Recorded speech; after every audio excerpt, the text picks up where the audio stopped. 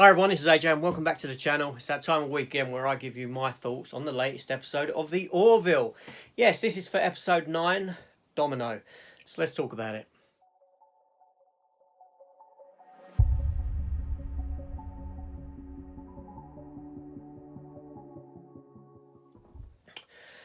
Yes, so this latest episode here, wow. I mean, I might as well just end the review there after wow. What else needs to be said? I'm speechless. I'm speechless. The series has given us some fantastic episodes up to now. It really has.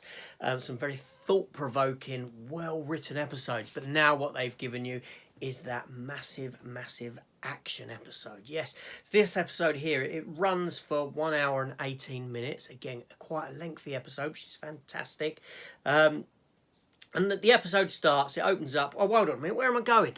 I need to warn you that there's going to be spoilers, okay? From here on out, spoilers. So if you haven't watched the episode, step away, go watch it, and then come back. If you don't mind spoilers, then carry on. But there will be spoilers, be warned. Spoilers!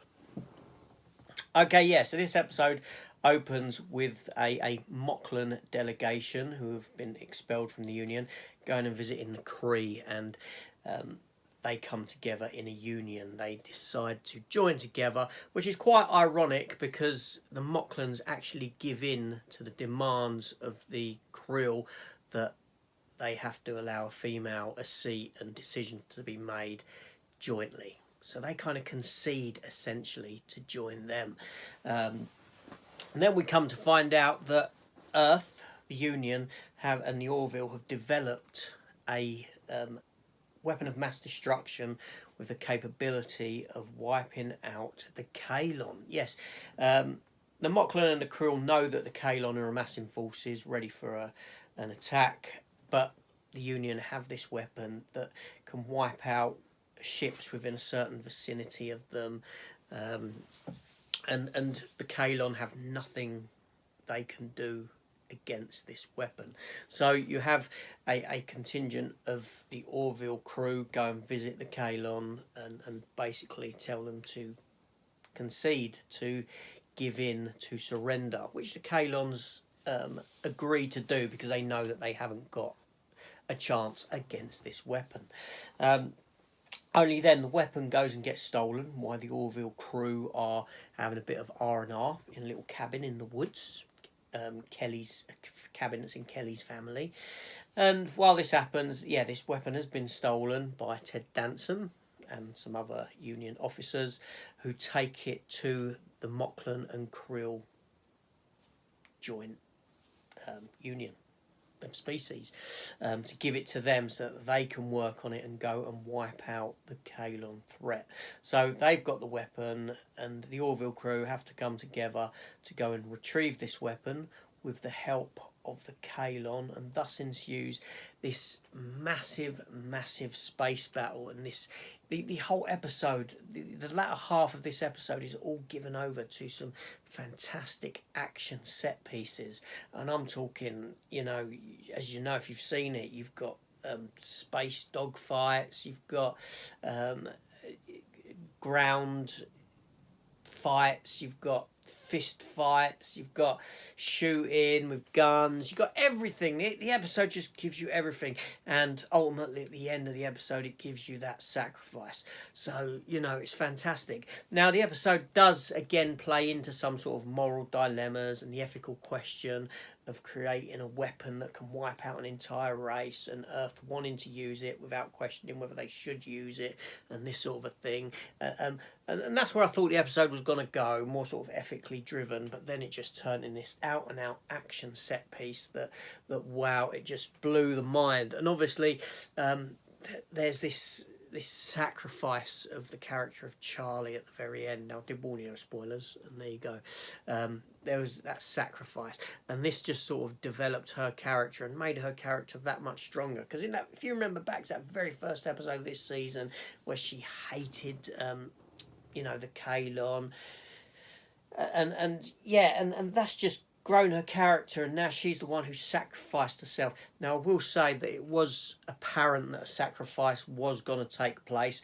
I did half expect it to be Gordon in the little shuttle. I was expecting him to fly that shuttle into the weapon to destroy it.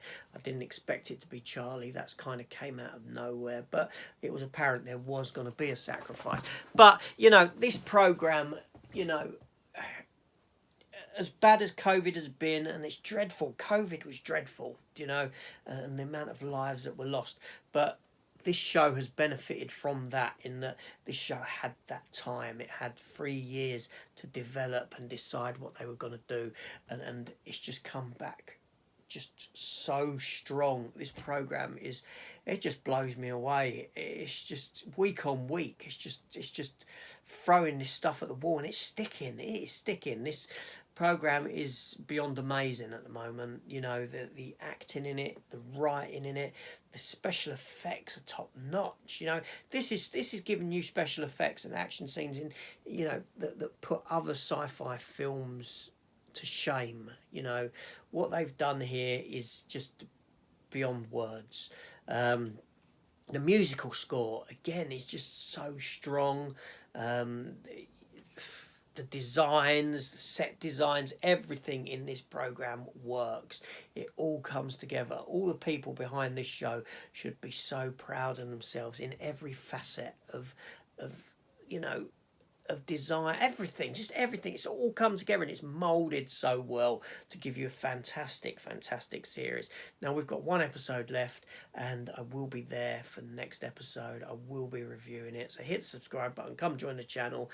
I'm half expecting next episode to deal with the fallout of this, and this leaves it in a wonderful place with, you know, with the Kalon now part of the Union, and this has left with, you know, friends becoming enemies and enemies becoming friends, and just fantastic. Sort of just mix that world up a bit with a new threat from the Moclan and Krill, and oh, it's just superb. Yeah, what can I say? Just fantastic stuff, and I expect next week's to deal with the daughter of Ed's character, yes, and his hunt for her. I'm assuming that will come into play, but we shall see. I may be way off, probably am. There you go. But this is AJ. Let me know in the comments down below your thoughts on this, whether this episode worked for you, whether you loved it, whether you hated it. I don't mind, you know, just have a friendly conversation. We all have our own opinions. Some stuff work for one person, it doesn't work for someone else, but we should be respectful of our own, how we, you know, perceive each other's perception of this, I should say. I'm just rambling on here because I'm just so blown away, lost for words. Anyway, it's AJ, and I'll see you on the next one. Take care all, and goodbye.